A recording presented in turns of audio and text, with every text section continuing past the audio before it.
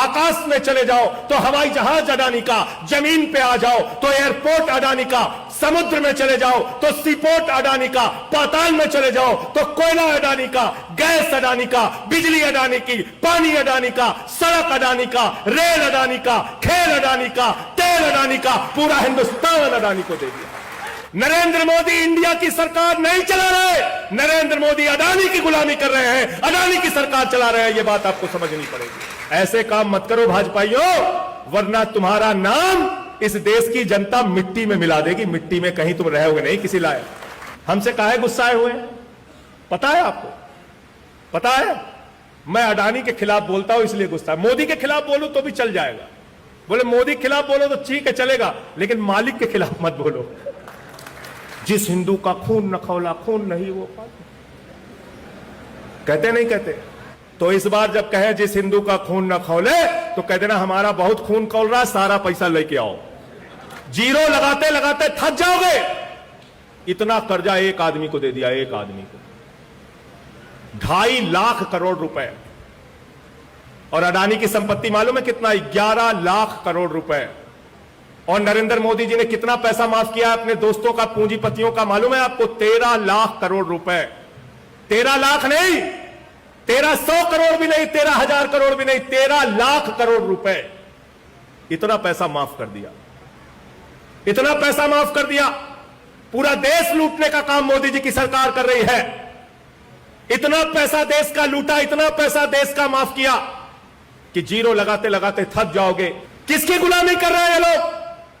Narendra Modi India की सरकार नहीं चला रहे, नरेंद्र मोदी अडानी की गुलामी कर रहे हैं, अडानी की सरकार चला रहे हैं। यह बात आपको समझनी पड़ेगी। ये अडानी की सरकार चला रहे हैं, ये इंडिया की सरकार नहीं चला रहे।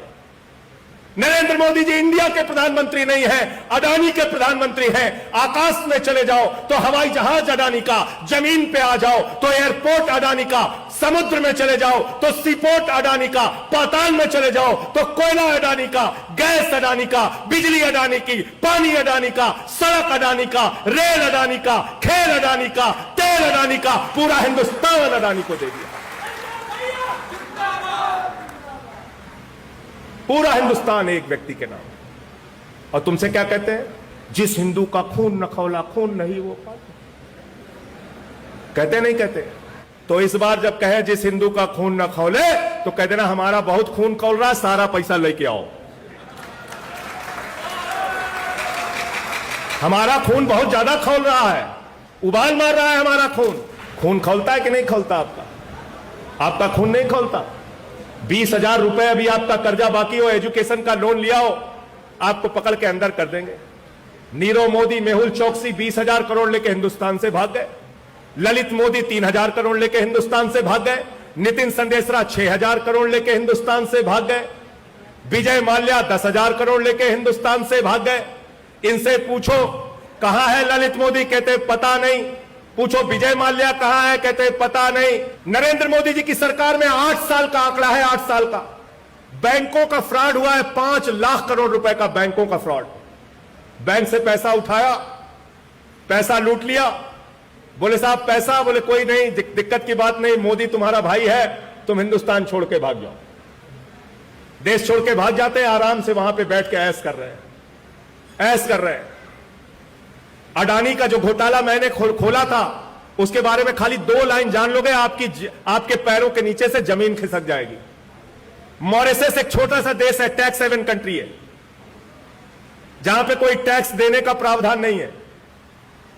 वहां एक कमरे में 6 कंपनी बनाई जाती है, अडानी के भाई और चीन के एक व्यापारी के द्वारा मिलकर, दुबई के एक व्यापारी के द्वारा मिलकर। ध्यान से जरा सुनना, एक कमरे में 6 कंपनी बनाई जाती है और उस कंपनी का आमदनी का जरिया क्या है पता नहीं, उस कंपनी में कर्मचारी कितने काम करते हैं पता नहीं, और उस कंपनी से 41,000 करोड़ रुपए अडानी की कंपनी में हिंदुस्तान के अंदर काला धन लगता है।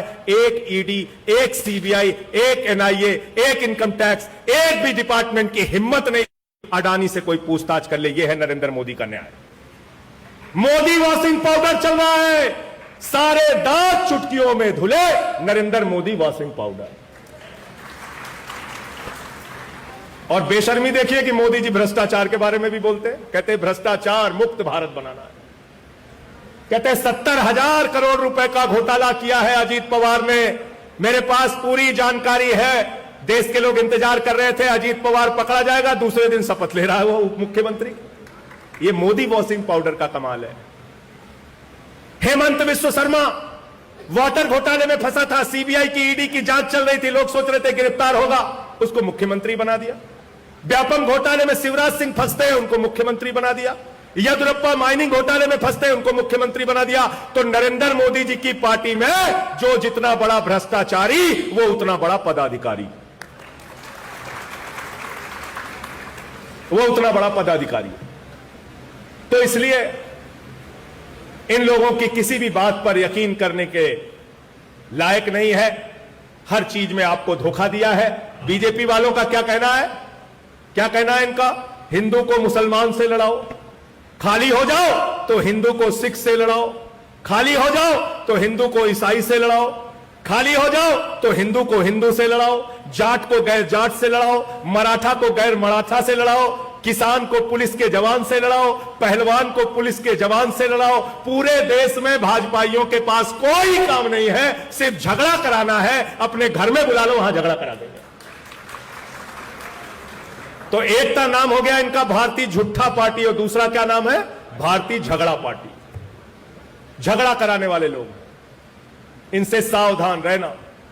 वो बरेली का ममीरे का सुरमा मिलता है, उस पर लिखा रहता है नक्कालों से इनसे होशियार रहना।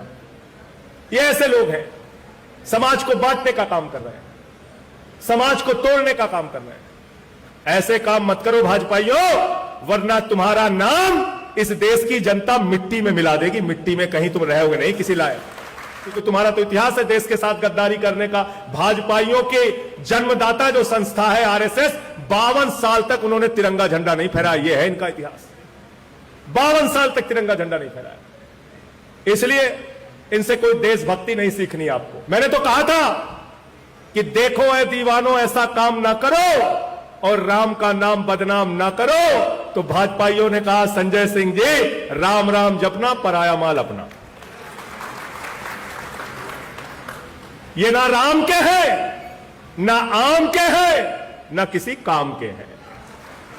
ये दुश्मन अनाज के हैं। इनसे सावधान रहना है आपको। हमसे काहे गुस्साए हुए हैं पता है आपको? पता है? मैं अडानी के खिलाफ बोलता हूं इसलिए गुस्सा है। मोदी के खिलाफ बोलूं तो भी चल जाएगा। बोले मोदी के खिलाफ बोलो तो ठीक है, चलेगा, लेकिन मालिक के खिलाफ मत बोलो। मोदी के खिलाफ बोलो लेकिन मालिक के खिलाफ मत बोलो। तो इसलिए हमसे परेशान है, सस्पेंड करते रहते हैं, बाहर करते रहते हैं।